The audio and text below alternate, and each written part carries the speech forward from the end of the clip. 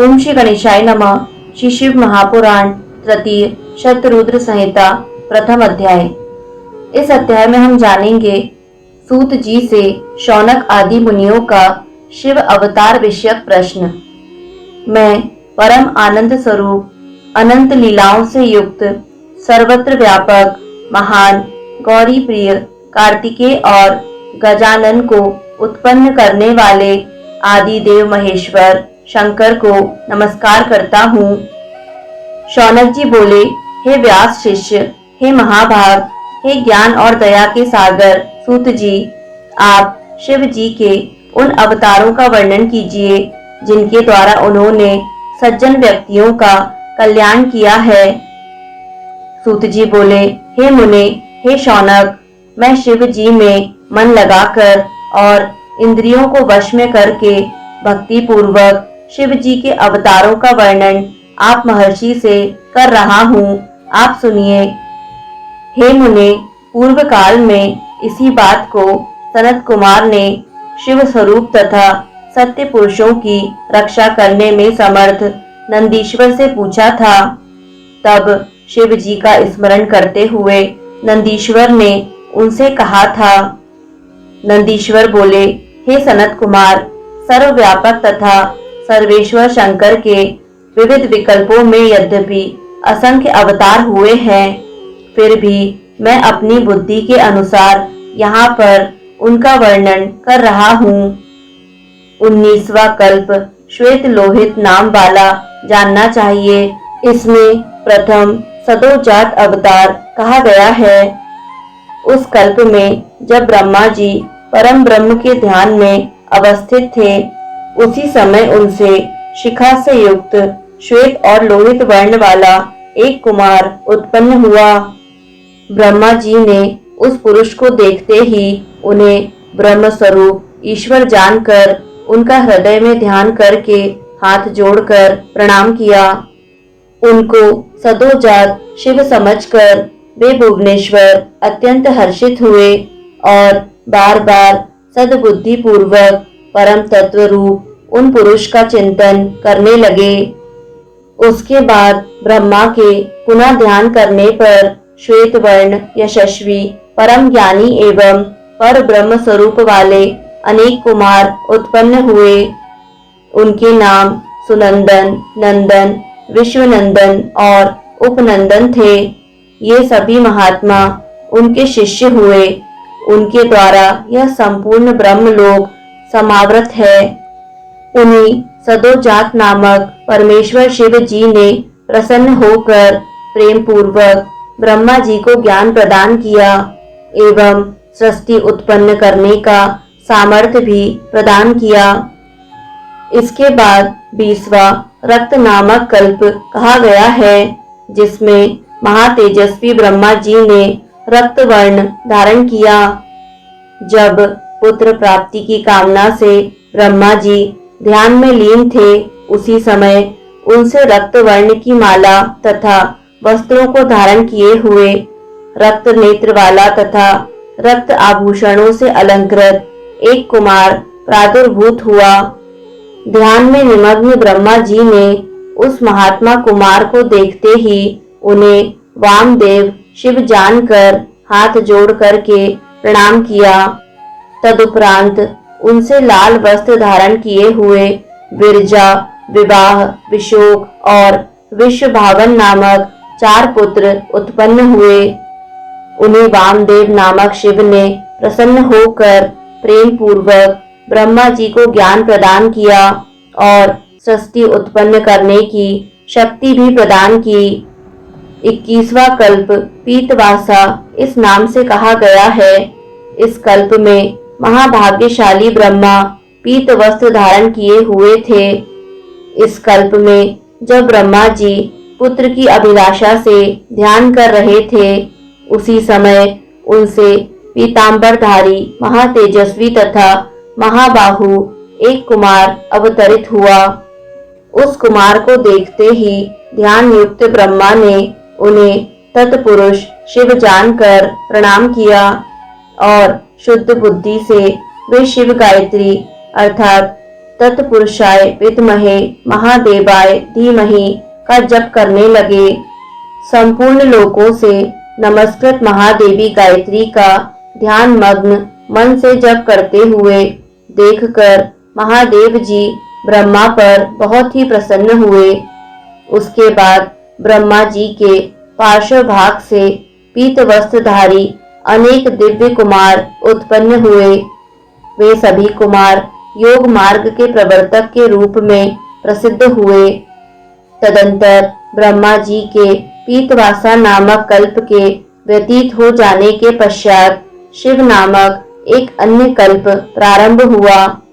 उस कल्प के 1000 दिव्य वर्ष बीतने पर जब सारा जगत जलमय था, उस समय ब्रह्मा जी प्रजाओं की सृष्टि करने के विचार से समस्त जगत को जलमय देखकर दुखी होकर सोचने लगे। उसी समय महातेजस्वी ब्रह्मा ने कृष्ण वर्ण वाले महापराक्रमी तथा अपने तेज से दीप्त एक कुमार को उत्पन्न हुआ देखा, जो काला वस्त्र, काली पगड़ी, काले रंग का यज्ञोपवीत, कृष्ण वर्ण का मुकुट तथा कृष्ण वर्ण के सुगंधित चंदन का अनुलेप धारण किए हुए था। ब्रह्मा जी ने उन महात्मा घोर पराक्रमी कृष्ण पिंगल वर्ण युक्त अद्भुत तथा अघोर रूपधारी देवादिदेव शंकर को देखकर प्रणाम किया। इसके बाद ब्रह्मा जी अघोर स्वरूप परम ब्रह्म का ध्यान करने लगे और उन भक्त वत्सल तथा अविनाशी अघोर की प्रिय वचनों से स्तुति करने लगे। तत्पश्चात ब्रह्मा जी के पार्श्व भाग से कृष्ण सुगंधानुलेपन से लिप्त कृष्ण वर्ण के 4 महात्मा कुमार उत्पन्न हुए। कृष्ण, कृष्ण शिख, कृष्णास्य, कृष्ण कंठधृक इस प्रकार के अव्यक्त नाम वाले वे परम तेज से संपन्न तथा शिव स्वरूप थे।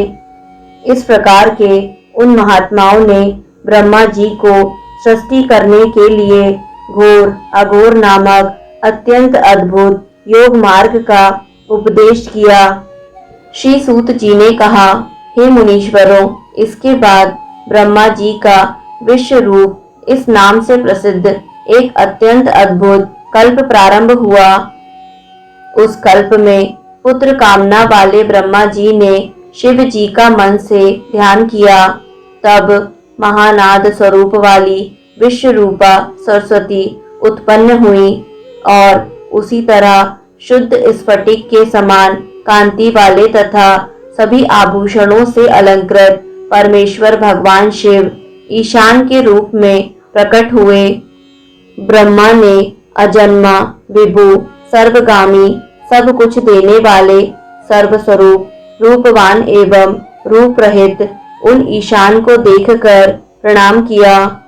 इसके बाद सर्वव्यापक उन ईशान ने भी ब्रह्मा को सन्मार्ग का उपदेश करके अपनी शक्ति से युक्त हो 4 सुंदर बालकों को उत्पन्न किया। वे जटी, मुंडी, शिखंडी तथा अर्धमुंड नाम वाले उत्पन्न हुए। वे योग के द्वारा उपदेश देकर समृद्ध करके योग गति को प्राप्त हो गए। नंदीश्वर बोले, हे सनत कुमार, हे सर्वज्ञ, इस प्रकार मैंने लोक के कल्याण के निमित्त शिव के सदोजात आदि अवतारों का संक्षेप से वर्णन किया। हे महाप्राज्ञ, तीनों लोकों के लिए हितकर उनका संपूर्ण यथोचित व्यवहार इस ब्रह्मांड में फैला हुआ है। महेश्वर की ईशान, तत्पुरुष, अघोर, वामदेव तथा सदोजात नामक 5 मूर्तियां ब्रह्म संज्ञा से इस जगत में प्रख्यात हैं। उनमें ईशान प्रथम तथा सर्वश्रेष्ठ शिव रूप कहा गया है, जो साक्षात प्रकृति का भोग करने वाले क्षेत्रज्ञ को अधिकृत करके स्थित है।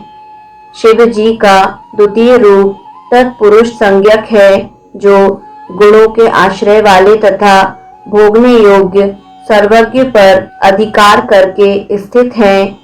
शिव जी का जो तीसरा अघोर नामक रूप है, वह धर्म के व्यवहार के लिए अपने अंगों से संयुक्त बुद्धि तत्व का विस्तार करके अंतःकरण में अवस्थित है। शिव जी का चौथा रूप वामदेव के नाम से विख्यात है, जो समस्त अहंकार का अधिष्ठान होकर अनेक प्रकार के कार्यों को सर्वदा संपादित करने वाला है।